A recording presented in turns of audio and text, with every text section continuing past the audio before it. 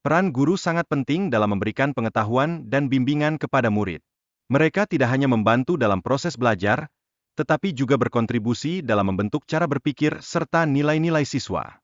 Di sisi lain, orang tua berperan sebagai pendukung utama yang memberikan kasih sayang dan nutrisi. Kontribusi mereka sangat signifikan dalam perkembangan emosional dan spiritual anak, menciptakan fondasi yang kuat bagi masa depan mereka. Lebih lanjut, proses berbagi pengalaman dan pembelajaran dapat meningkatkan kepedulian sosial. Ini sangat penting untuk membangun rasa empati dan kebersamaan dalam sebuah komunitas yang harmonis. Pentingnya mengajukan pertanyaan dalam meningkatkan wawasan patut diperhatikan, meskipun kadang kita merasa ragu untuk bertanya. Proses bertanya adalah bagian integral dari pembelajaran yang membuat kita lebih cerdas dan kritis. Selanjutnya, memiliki sikap positif terhadap kritik memungkinkan kita melihat peluang dalam setiap masalah.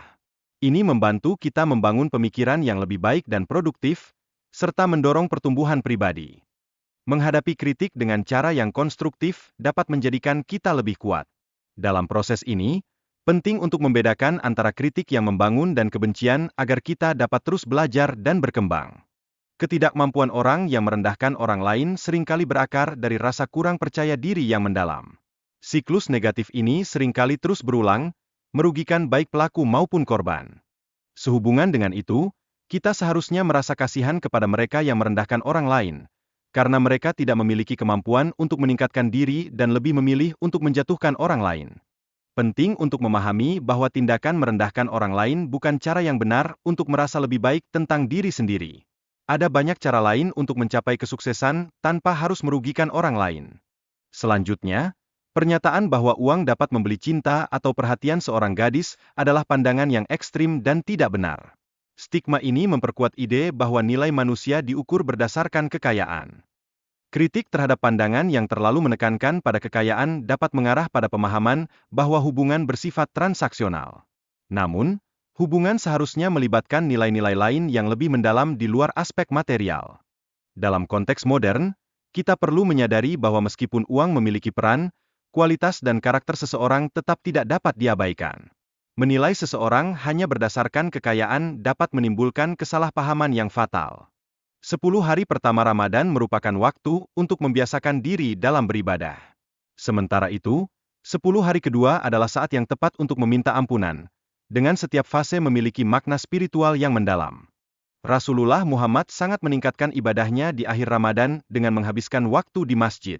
Ini menunjukkan betapa pentingnya konsentrasi dalam menjalankan praktik keagamaan yang tulus. Itikaf adalah praktik yang berfokus pada ibadah di masjid, di mana umat muslim mengalokasikan waktu untuk lebih dekat kepada Allah. Ini juga mencerminkan komitmen mereka terhadap spiritualitas yang mendalam.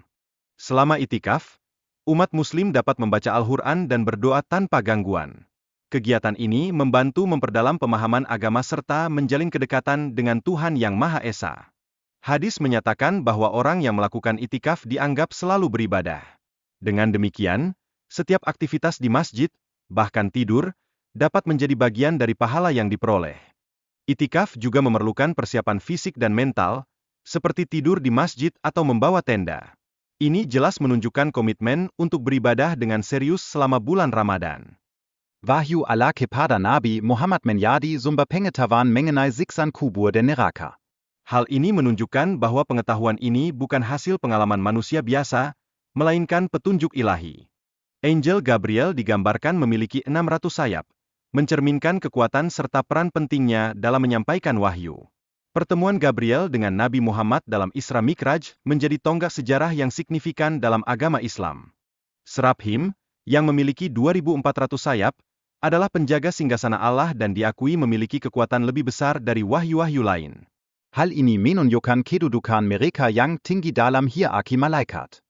Malaikat penjaga neraka tidak memiliki nama dan tidak memiliki usia, berbeda dengan malaikat surga yang dikenal sebagai Ridwan. Ini menggambarkan perbedaan mendasar antara surga dan neraka dalam ajaran agama. Setan, sebagai bagian dari jin, diciptakan oleh Allah untuk menggoda manusia. Ini menegaskan bahwa terdapat ujian bagi manusia untuk memilih antara jalan kebaikan dan keburukan. Manusia diberikan kehendak bebas untuk memilih antara kebaikan dan keburukan, berbeda dengan malaikat yang tidak memiliki pilihan. Hal ini menciptakan dinamika yang menarik dalam ujian keimanan. Perbedaan antara malaikat dan manusia terletak pada kemampuan berpikir dan memilih. Manusia diberikan kebebasan untuk membuat keputusan yang menciptakan dinamika moral dalam kehidupan. Dalam konteks agama, pemahaman mengenai Lucifer sebagai malaikat yang memberontak menunjukkan bahwa kebebasan memilih dapat menghasilkan konsekuensi yang serius.